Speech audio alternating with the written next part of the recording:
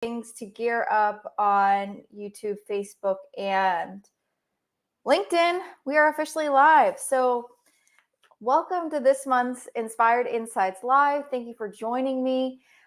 This month, or this Insights Live, is focused on what are you going to say yes and no to in the new year, in 2024. I know a lot of us are doing reflections on the year that has passed and also wanting to enjoy the holidays and wanting to set ourselves up for the next year that awaits us. And yeah, these reflections can be pretty heavy at times. And then also you want to have that balance of wanting to enjoy the holiday time, but you also, the time that it takes to do the work to, set yourself up for the new year is work. So this is a fun exercise that I want to share with you guys that can go as deep as you want it to. And it can also not go that deep, but it can still give you some really great insights. And this one came to me recently. We're having a discussion with someone in my network, Jennifer Gilman, the attorney matchmaker. She posted about a lot of attorneys or rainmakers being on apology tours, how you're constantly having to say no, having to apologize to people because you're just probably not in the right fit and you feel like you're always behind.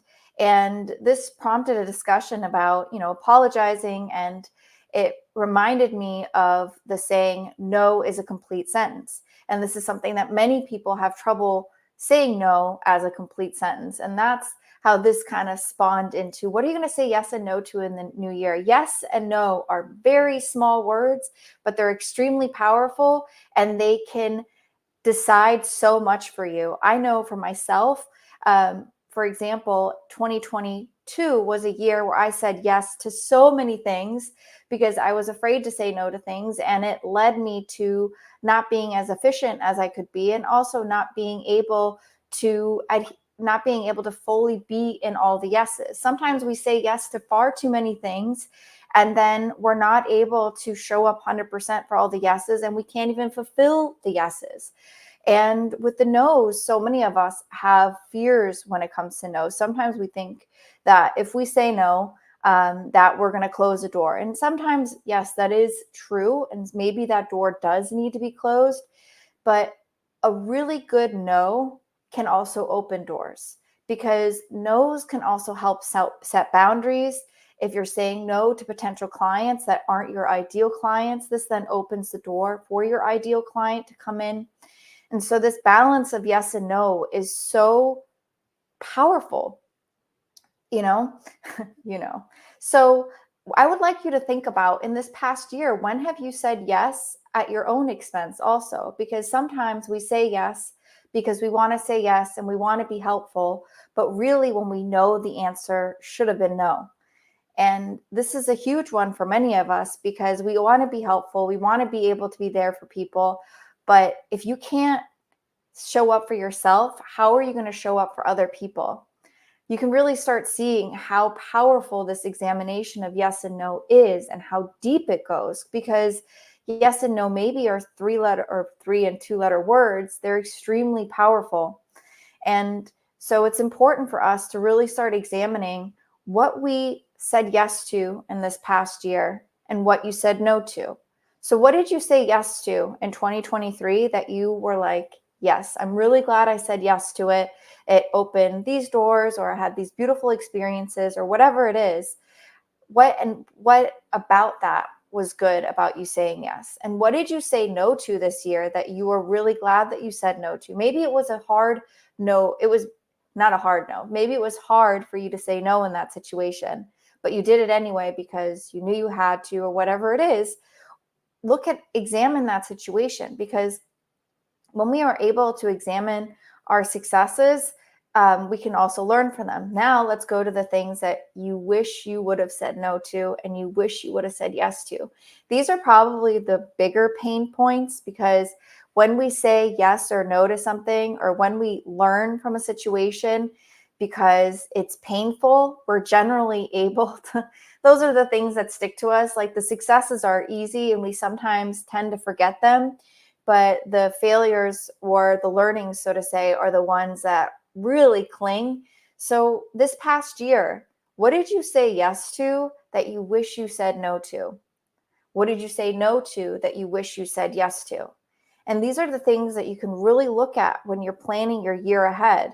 What can you learn from this?